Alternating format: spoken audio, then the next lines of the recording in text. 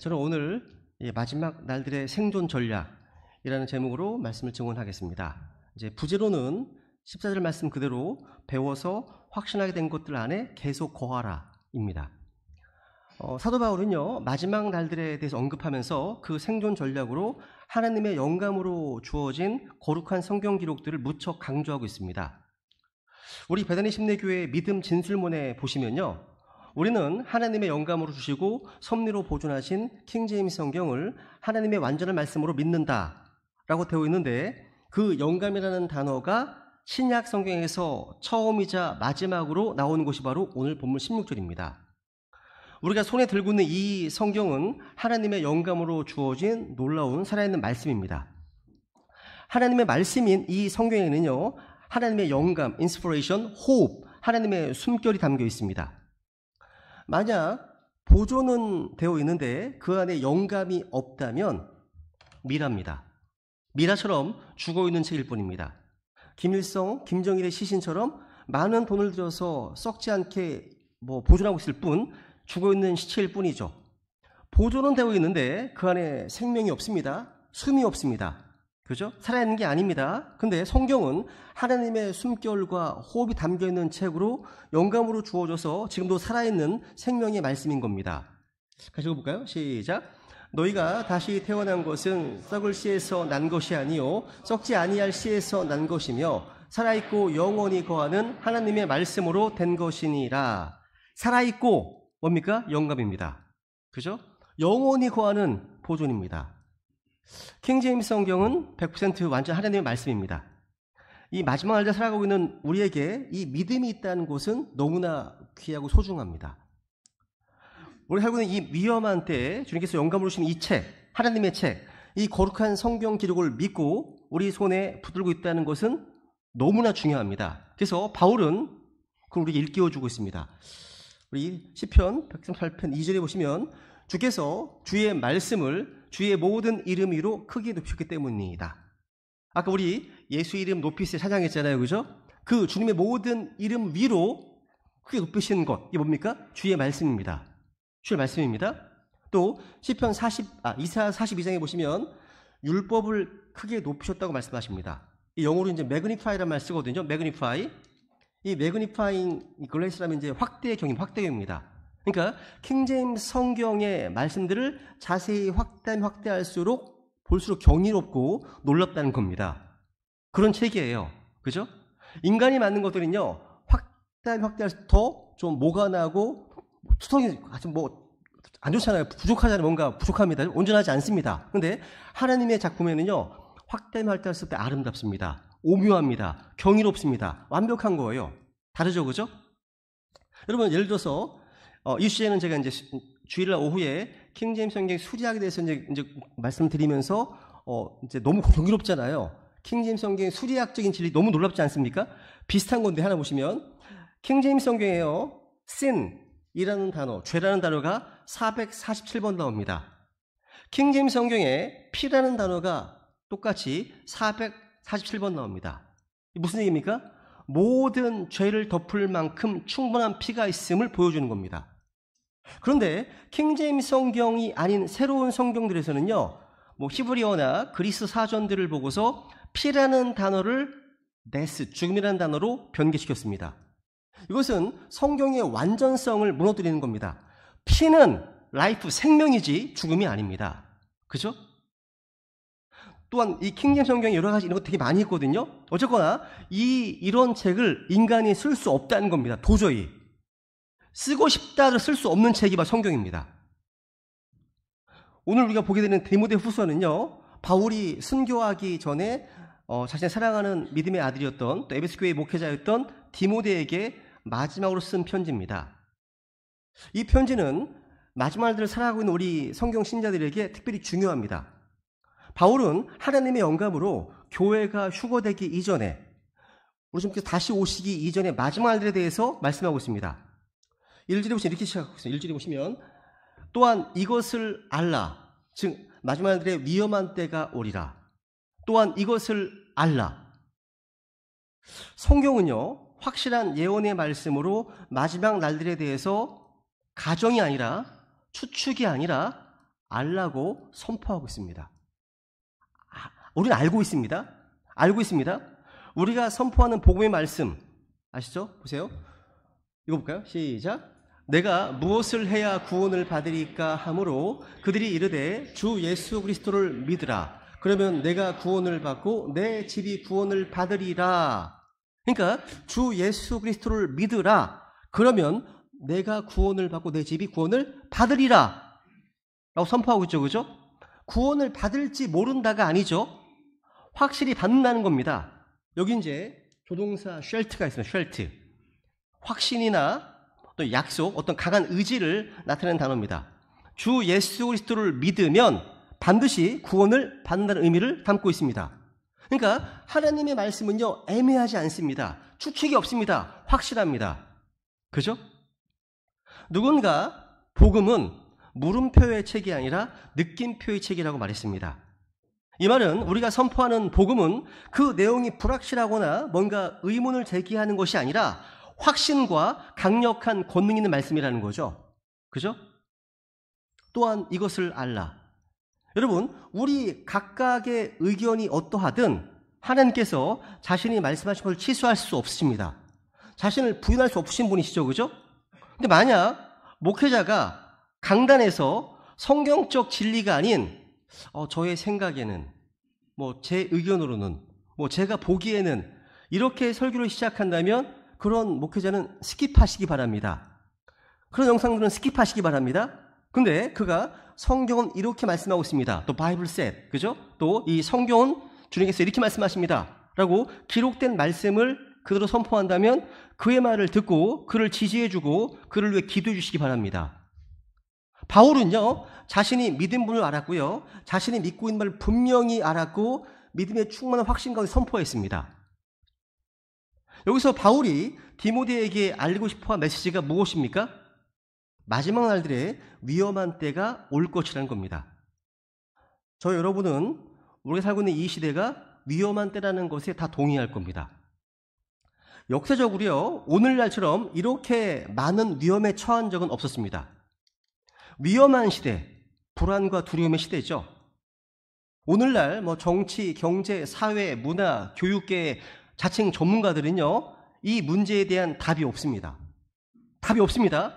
그들은 또 그것도 알고 있습니다. 답이 없다는 거 알고 있습니다. 근데 성경대로 믿는 우리 크리스찬들은 앞으로 어떤 일이 일어날 것인지 잘 알고 있습니다.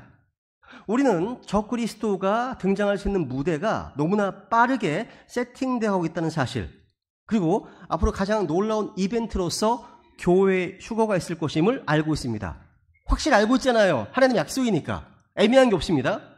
그렇다면 이 마지막 날들은 어떤 특징을 갖고 있습니까? 우선 교회 배교입니다. 교회 배교예요. 읽어보겠습니다. 시작. 또한 이것을 알라. 위험한 때가 오리라. 사람들이 자기를 사랑하며 탐욕을 부리며 자랑하며 교만하며 신성모독하며 부모에게 불순종하며 감사하지 아니하며 거룩하지 아니하며. 여러분은 이 말씀을 읽으시면서 여기에 나오는 이러한 현상들이 구원받지 못한 세상 사람들만을 말하는 것이라고 생각하십니까? 물론 세상은 그럴 겁니다. 이 세상은, 또 우리가 사는 이 사회는요, 점점 더 죄가 가중되고 신속하게 타락으로 나아갈 겁니다. 그런데 여러분, 세상 사람들이 자기를 사랑하고 탐욕을 부리고 자랑하고 교만하고 돈을 사랑하고 쾌락을 사랑하고 감사하지 아니하고, 이건 당연한 거 아니에요? 거룩하지 아니하고, 이건 당연한 거 아닙니까?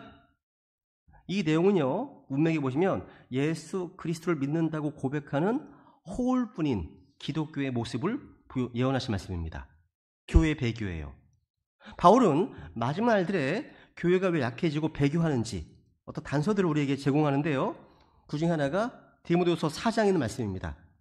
읽습니다. 시작.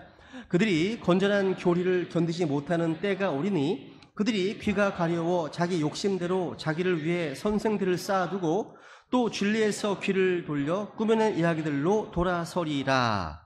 보세요. 그들이 건전한 교리를 견디지 못하는 때가 온다고 얘기했네요. 우선 이들에게는요, 건전한 교리가 있었습니다. 진리 가운데 있었습니다.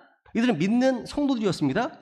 그런데 그들의 죄를 책망하고 꾸짖는 거룩한 성경의 진리로부터 떠난 겁니다. 그 교리를 견디지 못합니다. 그래서 그 교리에서 떠났기 때문에 교회가 점점 배교로 치닫게 된 것입니다.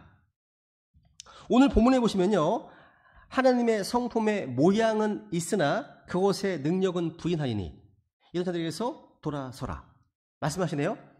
하나님의 성품의 모양이 있어요. 폼이 있어요. 폼. 기독교의 형식주의, 기독교의 의식, 기독교의 조직화, 이걸 지적하는 말씀입니다. 한마디로 알맹이는 빠져있는 껍질 뿌린 종교 전략한 모습입니다. 물론 저는요, 조직을 반대하지 않습니다. 형식을 반대하지 않습니다. 저는 품위와 질서 가운데, 그리고 정해진 순서와 형식 가운데 하나님을 찬양하고 경배하고 그런 게 영광 돌리는 것을 반대하지 않습니다. 조직이나 순서, 형식 자체가 문제가 아닙니다. 그 안에 하나님과의 개인적인 어떤 사귐, 관계가 없는 형식이 문제입니다. 생명성이 없는 조직이 문제인 겁니다. 우리 목회자들 가운데요, 함께 교제하시다가 너무 극단으로 가신 분들이 있었습니다. 예전에. 이분들은 조직 자체를 다 터부시하시더라고요. 터부시합니다. 교회 찬양도 안 합니다. 터부시하기 때문에 오직 유기체만 강조하는 거예요. 근데 여러분, 유기체가 조직화되지 않으면 문제가 생깁니다. 정상적으로 성장할 수도 없고요, 효율적으로 기능할 수도 없습니다. 조직화돼야 되겠죠. 그래서 유기체만 강조하는 그룹들은 잘 성장할 수가 없습니다. 근데 여러분, 우리 주님께서는요, 오병이어 그 앞뒤로 해서 5,000명을 조직하셨습니다. 그리고 그 5,000명, 남자만 5,000명이죠. 그들을 50명씩 잔디 위에 앉게 하시고 나서 제자들에게 빵과 물고기를 질서 가운데 나눠주셨죠. 이게 오거나이징한 거예요. 조직한 겁니다. 그죠? 다만 저는 지역교회가 형성되었다면 그 조직, 조직이죠. 이 조직의 머리가 교단이 아니라 그 조직체 안에서 주님께서 머리가 되셔야 하고 성령께서 감독이 되셔야 되고 무엇이든지 하나님의 영광을 위해 행해줘야 한다고 믿습니다. 오늘 이 5절 말씀이 되면요, 외적인 모습만 보면 하나님의 성품의 모양이 있어요. 폼이 있어요. 그렇답니다. 모양이 있어요. 성경책도 끼고 다니고요, 교회도 출석하고요, 또 기도하는 것 같고요, 찬양도 합니다. 그런데 내용과 실체가 없습니다. 능력이 없습니다. 성경은요, 마지막 날들에 기독교라는 종교가 부족하지 않을 것이라고 말합니다.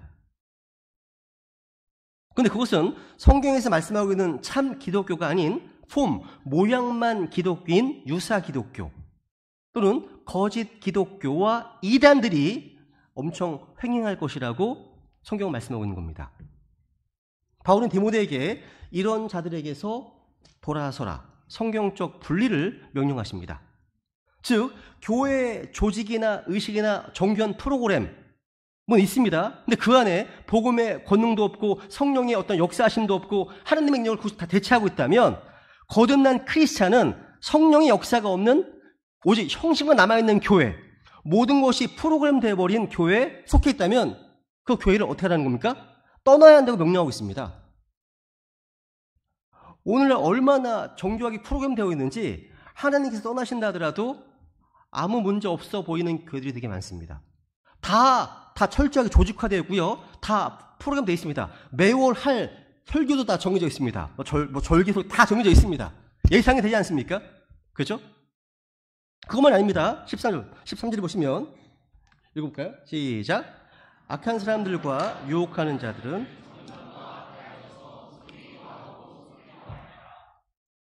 여기 보시면 마지막 날들의 모습이요, 지금 점점 더 좋아집니까? 점점 더 나빠집니까?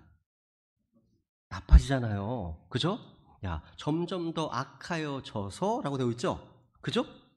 저는 세상이 복음화되어서 점점 더 좋아진다 라고 하는 언약 신학자들, 후천년주의자들이 이 말씀을 읽고 난 후에도 그렇게 설교할 수 있는지 궁금합니다.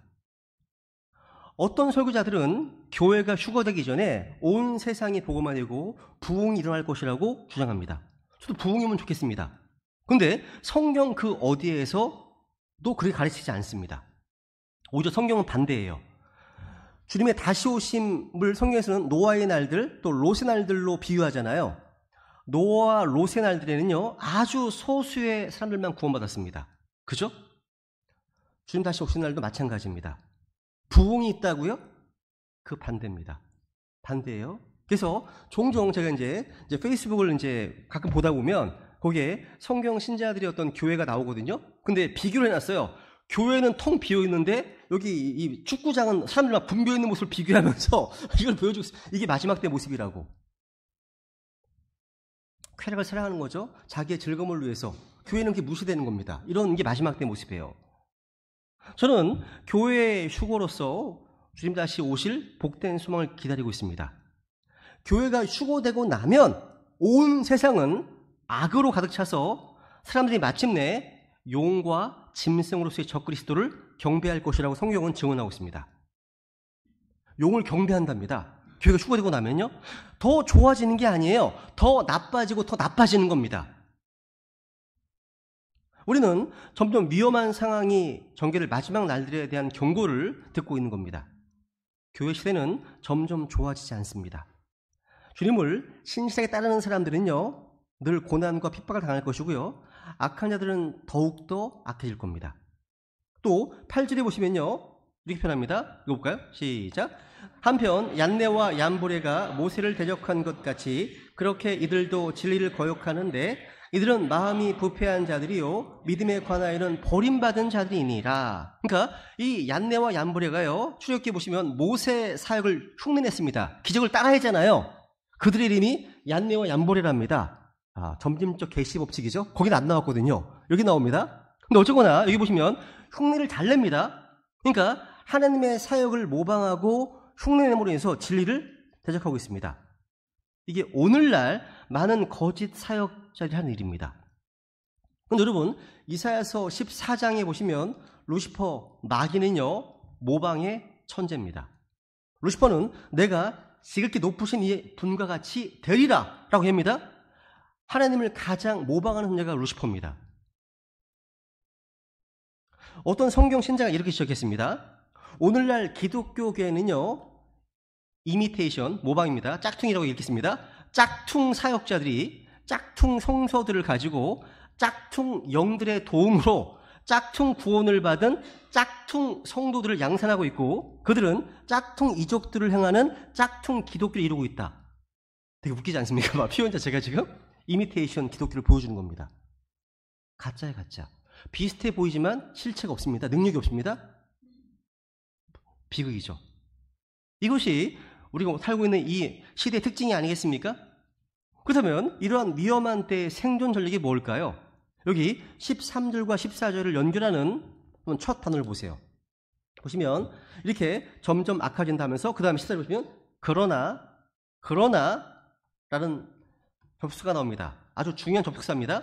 교회들은 배교하고 거짓 이단들은 발흥하고 계속해서 속일 것이지만, 근데 바울은 이런 시대적인 어떤 탕류 속에서 우리 구원 성도들이 동화되거나 타협하는 것이 아니라 뭘 해야 됩니까?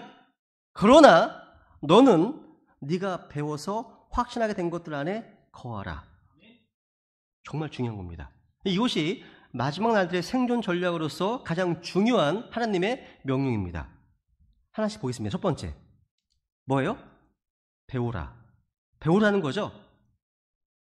자, 희한한 게 뭐냐면요, 놀라운 게 보면 사람들은요, 진짜 배워야 할 건 잘 배우지 못합니다. 근데 배우지 말아야 될 것들은 너무나 쉽게 배웁니다. 아이들 키워보시면 아시잖아요. 너무나 쉽게 죄를 짓고 너무나 쉽게 거짓말을 합니다. 잘 안 가르쳐줘도요. 약한 본성이 있어 그런 겁니다. 그죠? 성경을 암송시키면 엄청 어려워하잖아요. 죄를 배우는 건 너무 쉽습니다. 그죠? 마치 주님께서는요, 이스라엘 백성들에게 주님의 명령, 주님의 법을 가르치셨습니다. 그런데 잘 배우지 못했습니다. 대신 주변의 사악한 가난한 족속들의 어떤 행위들을 배웠습니다. 보세요. 시편에 보시면 오히려 그 이교도들 가운데 섞여서 그들의 행위들을 배웠다고 말씀하십니다. 이런 모습들, 그죠? 우리는요, 마태복음 11장의 말씀처럼 우리는 주님에게서 배워야 합니다. 주님께서는 내게 배우라 하셨거든요. 주님께서는 가르치는 분이십니다.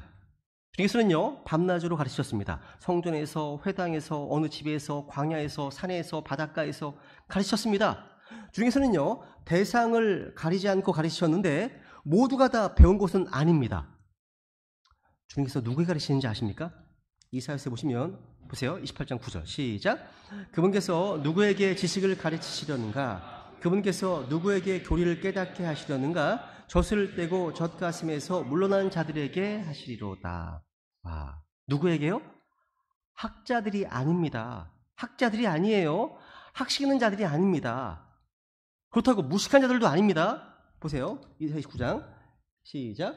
모든 자들의 환상 계시가 너희에게는 봉인된 책의 말씀들 같이 되었나니 사람들이 학식 있는 자에게 그것을 건네주며 이르기를 원하건대 이것을 읽으라 하면 그가 이르기를 그것이 봉인되었으므로 내가 읽을 수 없노라 할 것이요 또 그들이 그 책을 학식 없는 자에게 건네주며 이르기를 원하건대 이것을 읽으라 하면 그가 이르기를 나는 학식이 없다 하리라. 이 말씀에 의하면 봉인된 책의 말씀, 이 성경 공부는요, 성경 공부는 학위가 전혀 중요하지 않습니다.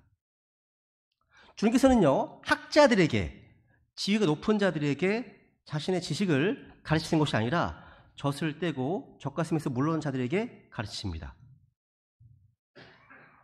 여러분, 이 말씀에 의하면요, 우리는 젖을 뗀 후부터 아이들에게 성경을 가르칠 수 있다는 사실을 알 수 있습니다. 여러분, 아이들이라 하더라도요, 성경을 모르는 게 아니에요. 아이들은 젖을 뗀 후부터 성경을 배울 수 있는 능력이 있습니다. 능력이 있어요. 우리 교회 주일학교 친구들의 성경 실력 아주 출중합니다. 한번 테스트 해보세요. 야, 동신내교회 주일학교 성경 콘테스트 하면 좋겠어요. 한번 나 내보내고 싶어. 네. 여러분, 성경 지식은요, 머리가 좋다고 또 학식이 있다고 깨닫는 것이 아닙니다. 성경은요, 어린아이도 배울 수 있는 아주 쉽고 아주 정말 어렵지 않은 진리인 겁니다. 물론 성경은요, 갓 구원받은 사람을요, 갓 태어난, 새로 태어난 아이라고 말합니다. 성경은 우리가 구원받는 그 순간부터 배울 수 있습니다. 주님은요, 교회에 오래 다니는 사람들부터 가르치는 것이 아니라 주님을 알고 믿는 그 순간부터 가르치십니다. 그래서 어린아이들에게 젖으로 먹이십니다. 그러니까 난 너무 어려서 못 배워. 이런 생각은 하지 마시기 바랍니다. 어릴수록 더 좋아요. 더 좋습니다. 초신자일수록 배우기가 더 적합합니다. 그러니까 여러분, 어떤 분야든 간에요, 어렸을 때부터 배운 사람들이 훨씬 능숙하고 대가가 될 수 있습니다. 그렇다면 뭘 배워야 될까요?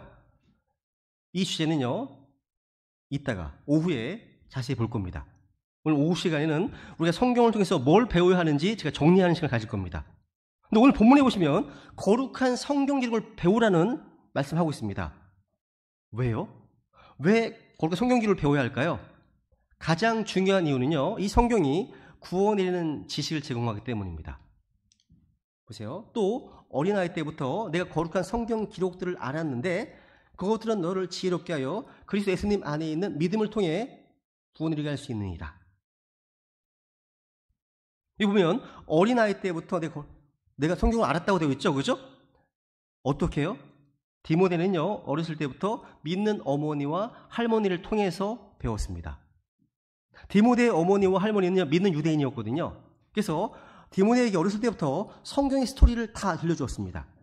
그러니까 디모데는요, 어린아이 때부터 하나님의 말씀에 뿌리를 내리면서 성경 기록을 통해 배우고 또 확신하게 되었습니다. 이 정말 복입니다. 복인 거예요. 여기서 중요한 단어는 구원입니다. 구원. 우리가 왜 성경을 배워야 될까요? 교양을 위해서? 지식과 지혜를 얻기 위해서? 도덕을 위해서? 그런 책들 많이 있습니다. 그죠? 왜 성경을 배워야 될까요? 성경을 진짜 공부하게 되면요, 성경의 심장, 예수 그리스도를 또 알게 됩니다. 그죠? 요번 39절 시작. 성경 기록들을 탐구하라. 너희가 그것들 안에서 영원한 생명을 얻는 줄로 생각하는데 그것들은 나에 대하여 증언하는 것들이니라. 성경은요, 우리 인간이 어떻게 구원을 얻을 수 있는가라는 문제, 그러니까 인간을 구원할 수 있는 구원의 주님이신 한 분 예수 그리스도를 소개하고 있습니다. 그게 가장 중요한 주제죠. 어떻게 인간을 구원받을 수 있는가. 우리 주님께서 잉태되셨을 때요, 천사들이 이렇게 메시지를 전했죠. 그녀가 아들을 낳으리니 너는 그의 이름을 예수라 하라. 이는 그가 자기 백성을 그들의 죄들에서 구원할 것이기 때문이다. 그러니까 예수란 이름의 뜻이 무엇이죠? 지호바 세이비어, 여호와께서 구원자시라는 뜻입니다. 그러니까 이는 그가 자기 백성을 그들의 죄들에서 구원할 것이기 때문이다. 말씀하십니다. 구원은 막연한 구원이 아닙니다. 이 구원은 죄들로부터의 구원입니다. 죄들로부터의 구원이에요. 그러니까 구원을 받으려면 자신의 죄를 알고 깨달아야 구원받을 수 있겠죠. 그죠? 그래서 성경은 이 구원의 문제와 함께 죄의 문제를 십년으로 다루고 있습니다. 인간의 근본적인 문제가 무엇이죠? 죄의 문제입니다. 그 죄에 대한 해답이 무엇이죠? 구원입니다. 인간의 문제는 죄이고 그 해답은 구원입니다. 문제를 모르면 해답을 알 수가 없죠. 그래서 우리는 반드시 먼저 죄의 문제를 다루는 겁니다. 바울은 로마서 16절 시작. 내가 그리스도의 복음을 부끄러워하지 아니하노니 이는 그 복음이 믿는 모든 자에게 구원을 주시는 하나님의 권능이기 때문이라. 먼저는 유대인에게요 또한 그리스인에게로다. 여러분, 이 책에 기록된 말씀이 나를 구원했다면, 이 책이 나를 지옥에서 건지고 천국의 소망 가운데 살게 했다면, 그래서 나를 하나님의 자녀가 되게 한 것이라면, 이게 사실이라면 우리가 어떻게 이 말씀을 부끄러워할 수 있겠습니까? 그죠? 이 말씀이 나를 구원한 것이라면 어떻게 침묵을 지킬 수가 있겠습니까? 이게 단순히 철학이나 도덕쯤으로 격화시킬 수 없습니다. 하나님의 말씀이잖아요. 그죠? 우리는 성경을 실질적으로 배워야 됩니다. 성경에 관한 것을 배우는 것보다는 성경 자체를 배워야 됩니다. 오늘날 신학대학에서 많은 학생들이요, 성경에 관한 성경 주변 학문들을 배웁니다. 신구약, 해석학, 교회사, 이런 거 배웁니다. 근데 성경 자체를 배워야 됩니다. 왜요? 이 성경만이 우리를 구원에 이르게 하시는 하나님의 권능이기 때문입니다. 그래서 거룩한 성경 기록을 배우셔야 한다는 겁니다. 두 번째, 확신하십시오. 보세요. 너는 배워서 확신하게 된 것들을 구하라. 여러분, 배우면 확신하게 됩니다. 여러분, 이 말씀은 특별히 디모데에게 주신 말씀입니다. 근데 모든 성경 기록은 우리의 훈계와 배움을 주어졌죠. 그죠? 디모데의 조기 교육은 어머니, 할머니로부터 받았습니다. 그 이후에는요, 바울과 함께 여행하면서 수년 동안 바울이 선포하는 말씀을 들었습니다. 여기 믿음을 통해 구원에 이른다. 바울은요, 하나님의 은혜의 복음을 지금 보여주고 있습니다. 바울은 오늘날 전파되고 있는 거짓 복음이 아니라 믿음을 통해 은혜로 받는 구원의 복음만을 믿으라고 말합니다. 자, 오늘날의 현대 어떤 복음입니까? 죄를 전하지 않습니다. 회개가 없습니다. 지옥이 없습니다. 십자가 없습니다. 피가 없습니다. 거룩함이 없습니다. 이런 복음은 구원받을 수 없습니다. 참된 구원이 아니죠. 교인만 양산할 뿐입니다. 교인만. 성도가 아니라요. 그죠? 예수님의 성육신, 우리의 죄, 예수님의 피 흘리심, 부활하심, 승천하심, 다시 오심, 이걸 선포하는 그 복음만을 믿으라는 거죠. 그죠? 그런 것이 빠진 복음은요, 이미테이션 가스펠, 짝퉁 복음입니다. 짝퉁 복음. 근데 거룩한 성경 기록을 배우고 공부하면 구원의 문제가 확실하게 됩니다. 그래서 성경을 배우고 공부한 사람마다 마침내 이런 고백을 하게 됩니다. 내가 확신하노니. 확신하게 됩니다. 그러면서 우리를 하나님의 사랑에서 떼어놓을 수 없다. 그 어떤 것도. 이런 고백을 한다는 거죠. 보세요. 이런 말씀이 되게 많습니다. 이는 우리의 복음이요, 말로만이 아니다. 권능과 성령님과 많은 확신으로 왔다. 확신. 요한서 13절 시작. 내가 하나님의 아들의 이름을 믿는 너희에게 이것들을 쓴 것은 너희에게 영원한 생명이 있음을 너희가 알게 하고 또 하나님의 아들의 이름을 너희가 믿게 하려 함이라. 성경은 우리에게 확신을 제공합니다. 무엇보다 구원의 확신을 제공합니다. 그래서 바울은 이렇게 얘기하잖아요. 너희가 믿음을 통해 은혜로 구원을 받았다고. 이것은 하나님의 선물이라고 얘기합니다. 여러분, 성경을 배우는 사람마다 구원의 확신을 갖게 됩니다. 주 예수 그리스도만을 자기의 구원의 근거로 의지하게 되면 내가 아니라 내 행동이나 내가 하는 어떤 것이 아니라 오직 하나님의 은혜로 주님만 의지하게 됩니다. 그 순간부터 그 주님을 사랑하게 됩니다. 또 성경은요, 구원의 확신뿐만 아니라요, 한 걸음 더 나아가서 삶의 확신도 제공합니다. 무슨 얘기예요? 다시 읽어볼게요. 시작. 모든 성경 기록은 하나님의 영감에 의해 주신 것으로 교리와 책망과 바로잡음과 의로 교육하기에 유익하니 이것은 하나님의 사람이 완전하게 되어 모든 선한 일에 철저히 갖추어지게 하려 함이라. 모든 성경 기록은 하나님의 영감으로 주어졌습니다. 오늘날 성경의 어떤 부분만 받아들이고 어떤 부분 거부하는 이들이 있어요. 특히 성경에 보시면 예수님께서 육성으로 하신 말씀은 레드레터, 붉은색 글자 써놓은 성경 되게 많죠. 그죠? 차별화시키는 겁니다. 아닙니다. 모든 성경 기록이 하나님이 주어진 겁니다. 하나님 말씀이잖아요. 그죠? 많은 신학자들이요, 이 성경은 하나님의 말씀을 포함하고 있다고 얘기합니다. 아닙니다. 66권 모든 성경 기록이 하나님 안지는 말씀입니다. 모든 성경 기록이요. 그죠? 이 성경 이외의 책들, 뭐 마카비서든 외경이든 위경이든 간에 다 이것은 역사의 서에 지날 뿐 하나님 말씀이 아닙니다. 그런 것들은요. 그죠? 66권 성경만이. 그런데 하나님의 영감으로 주어진 모든 성경 기록은요, 구원의 문제만 해결해 줄 뿐만 아니라 어떻게 살 것인가라는 문제도 해결해 줍니다. 이게 무슨 얘기예요? 이 성경은요, 성경적 교리 위에서 옳은 것과 그른 것을 구분해 주고요, 우리의 삶을 그 위에 세워줍니다. 그죠? 이 성경 나를 책망합니다. 나를 바로잡아 줍니다. 이 성경 나를 의로 교육해 줍니다. 그래서 나를 하나님의 사람으로 온전케 해줍니다. 그래서 성경을 진지하게 배운 사람마다 삶의 확신을 갖게 되고 내가 어떻게 살아야 되지? 이걸 해결하게 됩니다. 그죠? 여러분, 우리 인간의 근본적인 물음이 두 가지가 있습니다. 하나는 뭐냐면 내가 어떻게 죽을 것인가. 죽음의 문제죠. 그리고 또 무엇입니까? 내가 어떻게 살 것인가. 두 가지 물음이 있습니다. 가장 중요한 두 가지 문제죠. 성경은 이 두 가지 물음에 대해서 가장 확실한 대답을 제시합니다. 성경을 진지하게 공부하게 되면, 배우게 되면 이 두 가지 질문에 분명히 확신을 갖게 되고요, 지금 내가 죽으면 주님 앞에 갈 수 있다. 또 이 말씀에 의하면 이렇게 사는 것이 옳다라는 분명한 원칙과 기준을 갖게 됩니다. 그죠? 다시 말하면 이 성경을 통해서 우리 인생의 사생관을 확립할 수 있다는 거죠. 그죠? 삶과 죽음에 대한 명백한 대답. 야, 너무나 중요하죠? 마지막 세 번째. 뭐예요? continue. 너희가 배우고 확실한 것들 안에 거하라. 영어로 continue입니다. 배우랍니다. 그죠? continue. 계속 거하는 거예요. 그러니까 우리가 배우고 확신한 진리 안에 계속 거하라는 겁니다.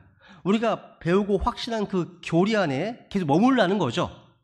우리는 복립신의 교회 성도들로서, 또 바이블 빌리버로서 킹제임스 성경을 통해서 배우고 확신한 것들이 있습니다. 그렇다면 그 안에 계속 거하라는 거예요.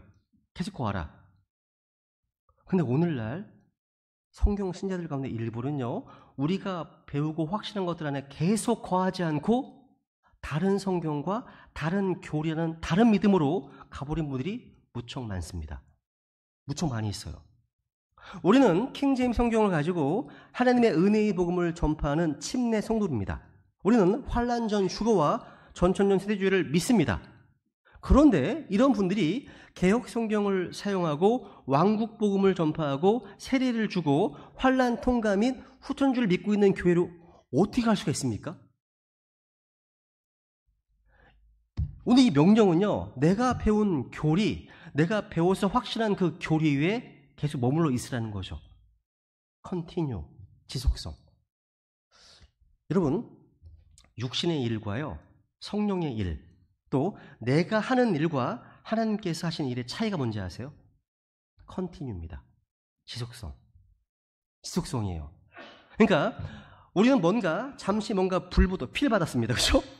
불 붙어가지고 뭔가를 할 수 있는데 계속 continue, 뭔가를 하려면 주님의 도우심과 힘이 필요합니다.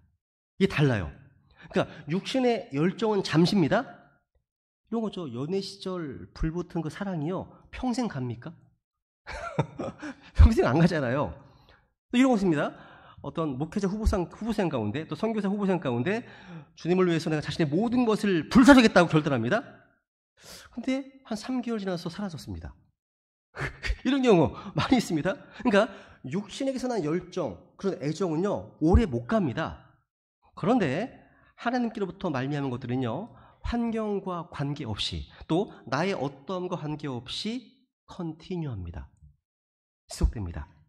고난 가운데서도 지속뿐만 아니라 더욱 견고해지고 성장합니다. 이게 달라요.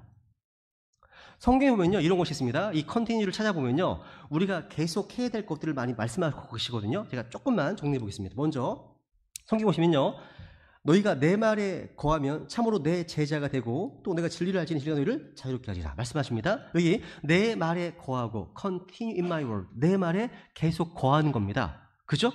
너희가 내 말에 계속해서 거하면 주님의 제자가 됩니다. 또 그 진리 때문에 자유롭게 됩니다.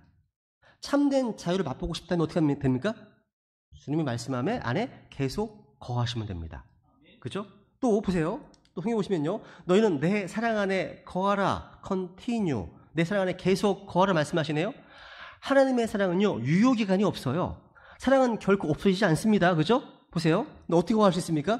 너희도 내 명령들을 지키면 내 사랑 안에 거하리라. 그러니까 이것이 그 사랑 안에 거하는 방법입니다. 그죠? 이 사랑 안에 계속 거해야 되겠죠? 또 13절 보시면요, 저들을 설득하여 하나님의 은혜 안에 거하게 하니라 되어 있습니다. 바울과 바나바는요, 복음을 믿는 자들에게 계속해서 하나님의 은혜 안에 거하를 설득했습니다. 하나님의 은혜는 뭡니까? 주님께서 값없이 주신 것들입니다. 구원도 선물 은혜고요, 영생도 은혜의 선물이고요, 성령도 은혜의 선물이고요, 권능과 지혜도 은혜의 선물입니다. 그죠? 다 우리가 받은 모든 것은 다 은혜의 선물입니다. 지금의 내가 된 것도 하나님의 은혜잖아요. 그죠? 근데 성경은 말합니다. 너희는 이 은혜를 헛되이 받지 말라고요. 혹시 우리 주신 하나님의 은혜를 죄를 짓는 어떤 면허증이나 육신의 기로 삼는 것은 해서는 안 됩니다. 하나님의 은혜를 헛되이 받는 거죠. 그럼 안 됩니다. 하나님의 은혜를 헛되게 하지 않는 것은요, 뭐냐면 받은 은혜대로 섬기는 겁니다. 그게 헛되지 않는 겁니다. 보세요. 은혜를 받았으면 섬기면 됩니다. 그 은혜를 받고 섬기는 거예요. 그죠? 우리가 받은 은혜는요, 누군가를 섬기는 데 사용해야 됩니다. 내가 재능을 받았다면 그 재능으로 섬기고, 힘이 있다면 힘으로 섬기고요, 재물이 있다면 재물로 섬기는 겁니다. 받은 은혜는요, 자랑을 위해서 주는 것이 아니라 섬겨야 되는 거죠. 그 하나님의 은혜 안에 계속 거하라고 말씀하십니다. 또 보세요. 제대로 오늘 굳건하게 하며 그 다음에 믿음 안에 거하도록 권면했다. 믿음 안에 계속해서 거하십시오. 믿음 안에. 믿음은 하나님의 말씀을 통해서 옵니다. 계속해서 믿음 안에 거하려면 계속해서 말씀 안에 거해야 되는 거죠. 그러니까 말씀이 없는 믿음은 거짓이고 망상입니다. 우리 계속해서 이 믿음 안에 거해야 되고요. 더더군다나 터를 다지고 정착해야 한다고 말씀하십니다. 사실 믿음은요, 약해지기도 하고 흔들리기도 합니다. 믿음은 시험받기도 하고 단련받기도 합니다. 그죠? 계속해서 믿음 안에 거하라는 말은요, 믿음을 부인한 자들이 있기 때문입니다. 또 믿음에서 파선하기도 합니다. 그죠? 어떤 이들은요, 믿음에 대해서 파선했습니다. 또 어떤 이들은 믿음에서 떠났습니다. 지금이 그런 배교의 시대예요. 성도들이 믿음을 버리고 파선하는 예가 속출하고 있습니다. 가장 큰 이유가 뭔지 아세요? 오늘날? 돈을 사랑하기 때문입니다. 이게 큰 문제예요. 보세요. 어떤 자들이 돈을 탐내다가 믿음에서 떠나 잘못을 범했다. 제 얘기가 아니에요. 자본주의 시대에 사는 성도들이요, 돈을 사랑하고 돈을 탐내다가 믿음에서 떠납니다. 계속해서 믿음에 거하지 않고 그것을 버리고 파산한다는 거죠. 그러니까 계속 믿음에 거하라는 말은요, 믿음에 떠나지 말고 믿음에 파산하지 말고 분하지 말라는 말씀입니다. 이제 말씀을 정리하겠습니다. 우리 인간에게는 두 가지 중요한 질문이 있습니다. 하나는 어떻게 살 것인가, 또 하나는 어떻게 죽을 것인가 하는 거죠. 이 질문에 대해서 성경은 이 물음을 해결하기 위해서 주님께서 주신 말씀입니다. 이 두 가지 물음을 가지고 이 말씀을 배우고 계십니까? 그리고 해답을 얻으시고 확신을 얻으셨습니까? 확신을 얻으셨다면 우리 이 시간 우리가 확신한 이 말씀 안에 계속 거하겠다고 결단하시면서요, 이 말씀의 기초 위에서 날마다 하루하루의 삶을 만들어 갈 수 있도록 우리 시간 주님께 은혜를 구하겠습니다. 우리 기도하시겠습니다.